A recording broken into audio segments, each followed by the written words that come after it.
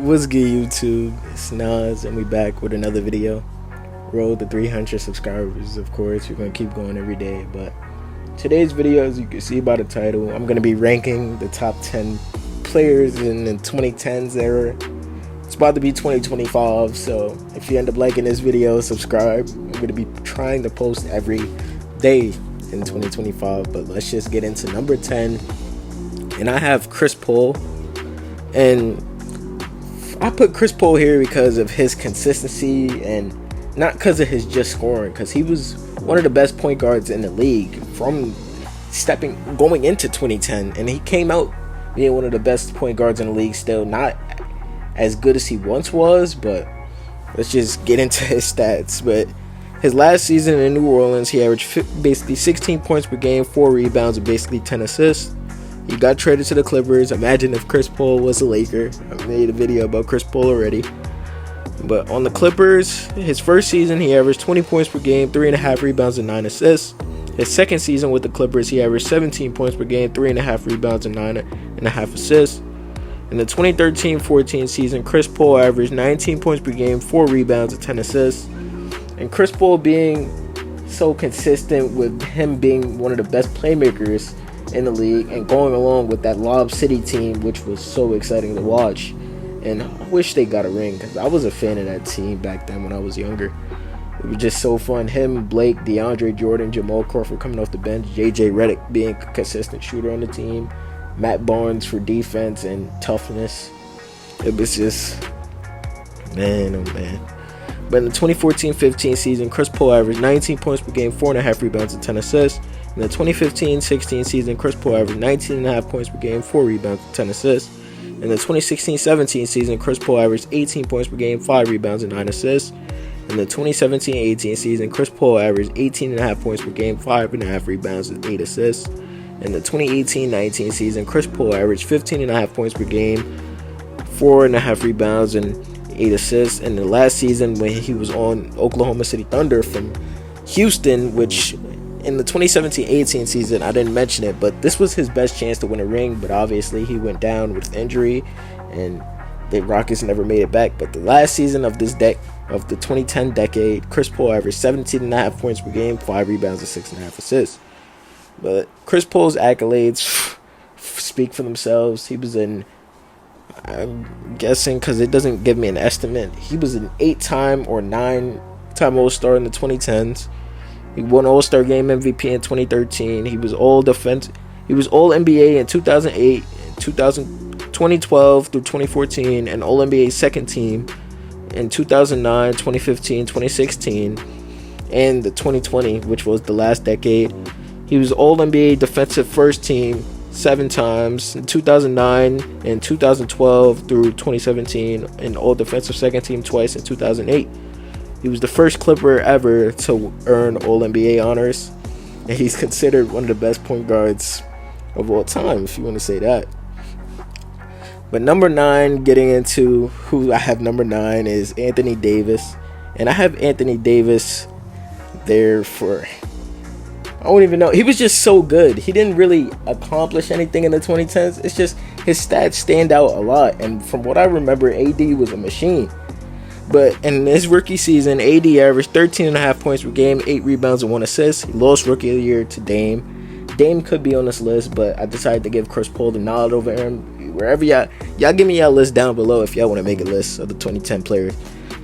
But in the 2013-14 season, where AD made his first All-Star appearance, AD averaged 21 points per game, 10 rebounds, and 1.5 assists, being one of the best players in the league in his second season, which is kind of crazy because he was expected to do this, but not as fast as he did it, if that makes sense to y'all. He averaged also basically 3 blocks per game, and him being 3 blocks per game and 1.5 steals per game, and him being one of the best defenders out of the jump. In his third season, AD took another leap. He averaged 24.5 points per game, 10 rebounds, and 2 assists, averaging 3 blocks per game and 1.5 steals per game. In the 2015-16 season, AD averaged 24 points per game, 10 rebounds, and 2 blocks per game with 1 steal per game. He all these stats are defensive player of the year candidate or winning numbers. Now I see why he was so mad. Where he's so mad he doesn't have one. But in the 2017-18 season, the 2016-17 season, AD averaged 28 points per game, 12 rebounds and 2 assists, going along with 2 blocks per game and 1 steal per game. And AD took his game to another level. Coming to the end of the 2010s, in 2017-18 season, he averaged 28 points per game, 11 rebounds, 2 assists with 2 blocks per game. And this season, him and Boogie were a dynamic duo for any power forward and center going against them. They were unstoppable until DeMarcus Cousins obviously got hurt. They were both all-star starters, but AD quickly won it out.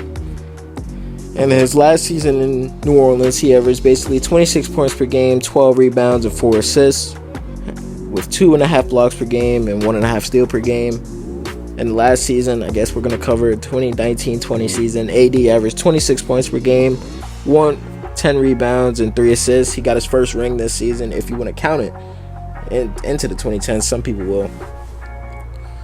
But AD was a 5-time All-Star in the 2010s era, yes. All-NBA first team selection for 5 straight seasons, 2015 to 2020, which was start a new decade. And all-defensive first team 3 times in 2018, or 1 time in 2018. All-defensive second team in 2015 and 2017. He won All-Star Game MVP in 2017, and he won his first championship in 2020. But going on with 8, at number 8, I have Kyrie Irving. And if you want to put Kyrie anywhere, you can, but this is my opinion. But Kyrie is no doubtably a top 10 player from the 2010s.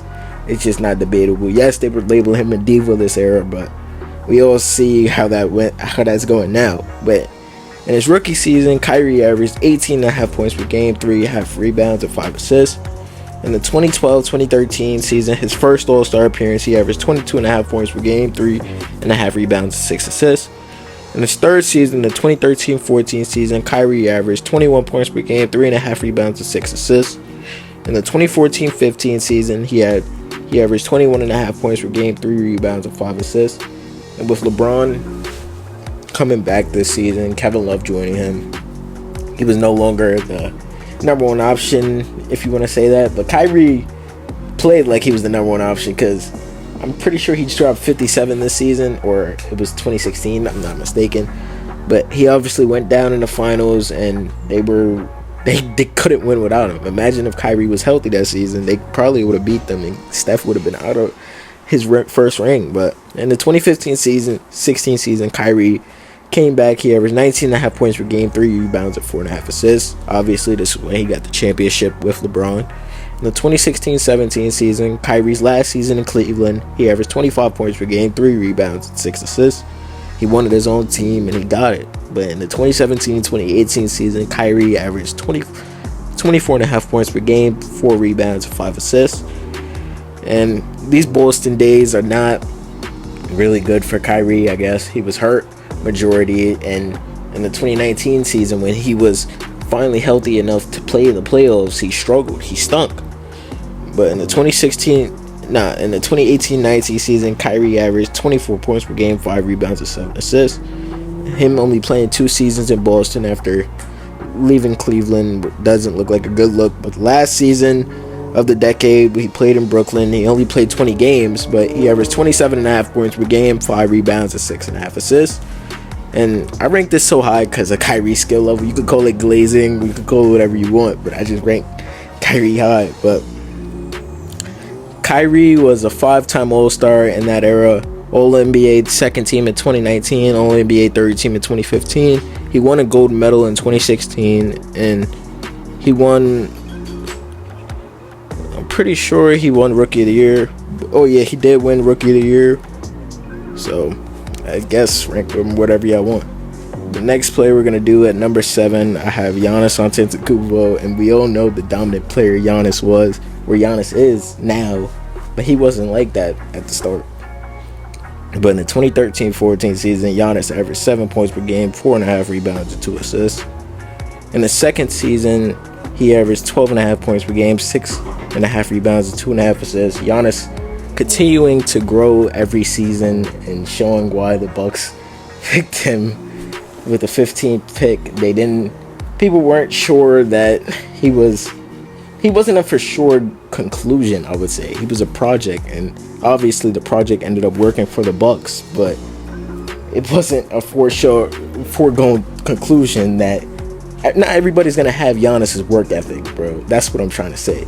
Because with Giannis being Giannis, he went from the skinny like soaking wet 205 man to this 270 machine. But in the 2015-16 season, that all worked out for Giannis when he averaged 17 points per game, 7.5 rebounds per game, and 4.5 assists. In the 2016-17 season, his first All-Star appearance, he averaged 23 points per game, 8.5, basically 9 rebounds, and 5.5 assists.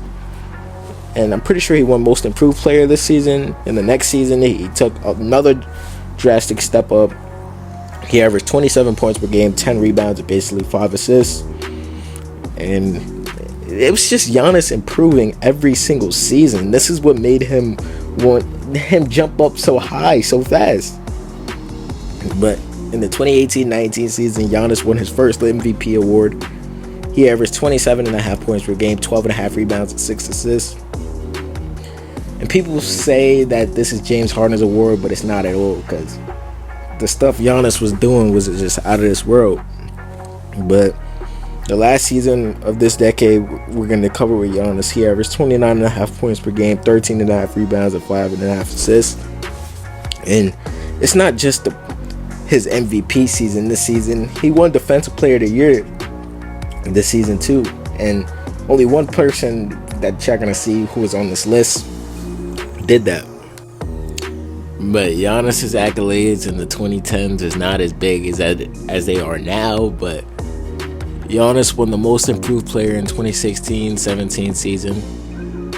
He became the first player to finish top 20 in all 5 major statistical categories, if you want to label that as an award. He won the MVP in 2019 and 2020, like I said. He was the scoring champion in 2015-16 season. Or no, it was the 2019 season. Google has this all wrong. I don't know why I'm doing this shit. He was a 3-time All-Star, 2017 to 2020, obviously. He was All-NBA second team in 2017 and 2018. And that's really it. But this is part 1 of this video because my voice is getting tired. Part 2 will be out tomorrow. But let me know how y'all feel about these players so far. I hope you guys enjoyed this video. If y'all want to see some more, there's a video on the left and the video on the right. Click on them.